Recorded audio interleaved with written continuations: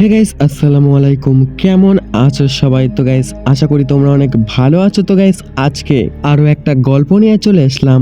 গল্পের নাম রাতে পাহাড়ি পথে দাঁড়িয়ে উঠেছে সেই লাশ। আজ আমি একটা এমন একটি ঘটনার কথা আপনাদের সঙ্গে শেয়ার করতে চাই, যে ঘটনা শুনে প্রথমে আমিও নিজেও বিশ্বাস করতে পারিনি। জীবনে অনেক ভৌতিক গল্প শুনেছি, অনেক রহস্যময় কাহিনী পড়েছি, কিন্তু এই ঘটনাটি আমার মনে এমনভাবে গেঁথে গেছে যে গভীর রাতে একা থাকলেও সেই দৃশ্যগুলো কল্পনাতে ভেসে ওঠে। ঘটনাটি আমার নিজের নয়, এটি শুনেছিলাম একজন অবসরপ্রাপ্ত পুলিশ কর্মকর্তার কাছ থেকে। তিনি দীর্ঘদিন দেশের বিভিন্ন দুর্গম এলাকায় দায়িত্ব পালন করেছেন। খুন, ডাকাতি, দুর্ঘটনা, আত্মহত্যা এবং অপমৃত্যু কোনো কিছু তার কাছে নতুন ছিল না। কিন্তু জীবনের শেষ প্রান্তে এসে তিনি স্বীকার করেছিলেন একটি রাতের স্মৃতি তিনি কোনোদিন ভুলতে পারেননি। সেই রাতের কথা বলতে গিয়ে কণ্ঠ কেঁপে উঠেছিল। ঘটনাটি 2008 সালের শীতকালের। তিনি তখন বান্দরবনে একটি পাহাড়ি থানায় কর্মকর্তা ছিলেন। ডিসেম্বরের শেষের দিকে পাহাড়ি অঞ্চলে তখন রাত নামলেই কুয়াশা আর ঠান্ডা মিলে চারপাশে এক অন্য জগৎ পরিণত করত। সেই দিন রাত প্রায় 12:30টায়। থানার কাজ প্রায় শেষ। তিনি থানার বারান্দায় দাঁড়িয়ে একজন কর্মচারীর সঙ্গে কথা বলছিলেন। চারপাশে গভীর নীরবতা, দূরে পাহাড়ের কালো ছায়া, মাঝে মাঝে কেবল ঝিঁঝি পোকার ডাক এবং শব্দ। হঠাৎ তার কানে কান্নার শব্দ ভেসে আসে। দুজনে ঘুরে গিয়ে তাকালেন। দেখলেন প্রায় 25 বছরের এক পাহাড়ি যুবক দাঁড়িয়ে আছে। ছেলেটির চোখ লাল, মুখ বের করে অঝোর পানি ঝরিয়ে পড়ছে। শ্বাস নিতে কষ্ট হচ্ছে যেন। কাঁপা কণ্ঠে সে বলল, স্যার, আমার বোন মারা গেছে। পুলিশ কর্মকর্তা দুটো এগিয়ে গেলেন। কিভাবে মারা গেছে? যুবকটি মাথা নিচু করে বললেন, গলায় ফাঁস দিয়েছে। পরিস্থিতি গুরুতর বুঝে আর দেরি করা হলো না। একজন কনস্টেবলকে সঙ্গে নিয়ে তারা রওনা দিলেন। ছেলেটির বাড়ি ছিল প্রায় পাহাড়ের অনেক উপরে।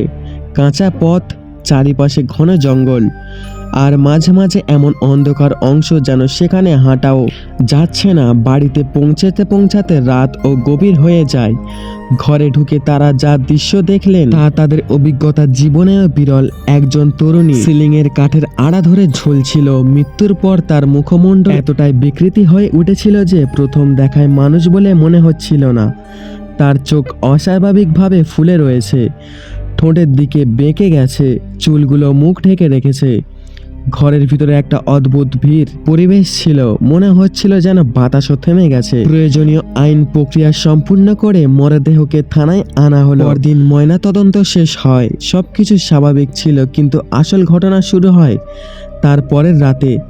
মেয়েটির পরিবার অনুরোধ করেছিল যেন মরদেহটি তাদের গ্রামে পৌঁছে দেওয়া হয়। গ্রামটি ছিল আরো দুর্গম, পাহাড়ি এলাকা।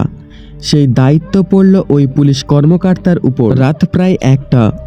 একটি ছোট্ট পিকআপ ভ্যানে মরদেহকে তোলা হলো। সঙ্গে ছিল একজন কনস্টেবল, ড্রাইভার এবং মৃত তরুণীর বড় ভাই। পাহাড়ি রাস্তায় ধীরে ধীরে করে গাড়ি এগোতে শুরু করলো। এক পাশ গভীর খাদ এবং অন্য পাশে অন্ধকার জঙ্গল। কুয়াশা এত ঘন ছিল যে হেডলাইটের আলো কয়েক গজ দূরে বেশি যেতে পারছে না। প্রথম 1 ঘন্টা আমাদের কোনো সমস্যা হয়নি। হঠাৎ পিছন থেকে ভেসে এলো সেই বিকট শব্দ। শব্দটাই এতটাই অস্বাভাবিক ছিল যে মনে হচ্ছিল কে যন্ত্রণায় চিৎকার করছে। ড্রাইভার ভয়ে ব্রেক কষল, দাঁড় করিয়ে দিল গাড়ি।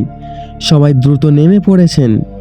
তারপর যা দৃশ্য দেখলো তাতে আমার বুক ভিতর থেকে রক্ত জমে গেল। মেয়েটির মরদেহ রাস্তার মাঝখানে পড়ে আছে। এটা কোনোভাবেই সম্ভব ছিল না। মরদেহটি শক্ত রশ্মি দিয়ে বাঁধা ছিল। পিকআপের চারপাশে উঁচু ডালাও লাগানো ছিল। তবুও সেই বাইরে এলো কিভাবে? কেউ কোনো উত্তর খুঁজে পেল না।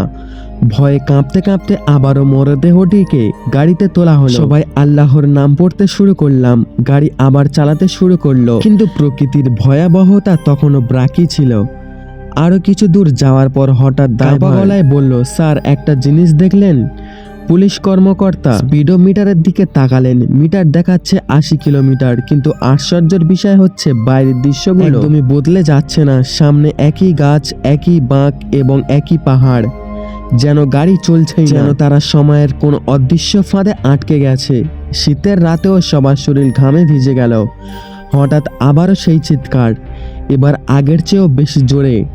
সবাই দৌড়ে গাড়ির পিছনে গেল। তারপর যে দৃশ্য দেখলো তা তাদের জীবনের সবচেয়ে ভয়ঙ্কর পরিস্থিতি স্মৃতি হয়ে ওঠে। মরদেহটি আর শুয়ে নেই, মরদেহটি সোজা হয়ে দাঁড়িয়ে আছে, পিকআপের ভেতরে দাঁড়িয়ে আছে, মাথা সামান্য একটু বেঁকে, লম্বা চুল মুখের সামনে ঝুলে আছে।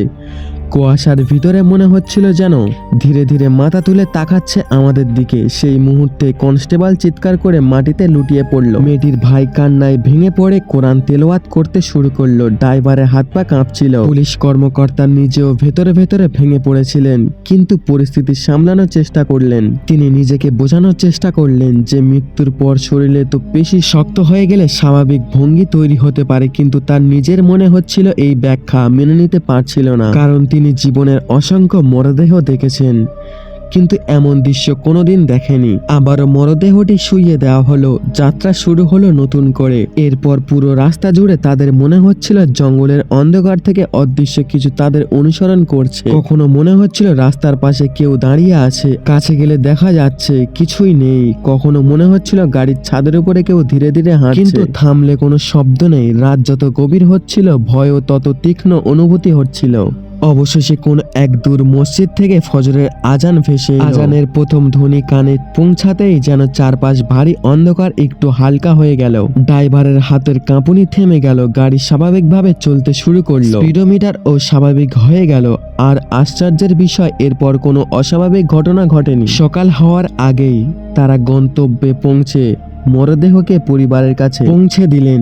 বহু বছর কেটে গেছে। সেই পুলিশ কর্মকর্তা অসংখ্য ভয়ঙ্কর করেছেন, অনেক লাশ দেখেছেন, অনেক বিস্ময়কর রাত পার করেছেন, কিন্তু তিনি জীবনের শেষ দিন পর্যন্ত এই কথাই বলতেন, কিছু রাত আছে যেগুলো ব্যাখ্যা ও মানুষের খুঁজে পাওয়া অসম্ভব। বিজ্ঞান, যুক্তি আর অভিজ্ঞতা সবকিছু মিলিয়ে কিছু প্রশ্নের উত্তর পাওয়া যায় না, কিন্তু সেই রাত স্মৃতি মানুষের ভেতরে বেঁচে থাকে। আর কখনো কখনো গভীর রাতেও নীরবতার সেই স্মৃতিগুলো আবারও ফিরে আসে। পাহাড়ি কুয়াশার মতো একজন পুলিশ কর্মকর্তা আজও সেই রাতের কথা ভুলতে পারেননি।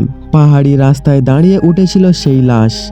আপনি হলে কি করতেন অবশ্যই কমেন্টে বলবেন। আর হ্যাঁ বন্ধুরা, ভিডিওটি কেমন লাগলো অবশ্যই কমেন্টে বলতে ভুলবেন না। আর এইরকম নতুন নতুন গল্প শুনতে অবশ্যই চ্যানেলটিকে সাবস্ক্রাইব করবেন। আর হ্যাঁ বন্ধুরা, আপাতত এই পর্যন্ত। ভালো থাকবেন, সুস্থ থাকবেন। দেখা হচ্ছে পরের কোনো ভিডিওতে।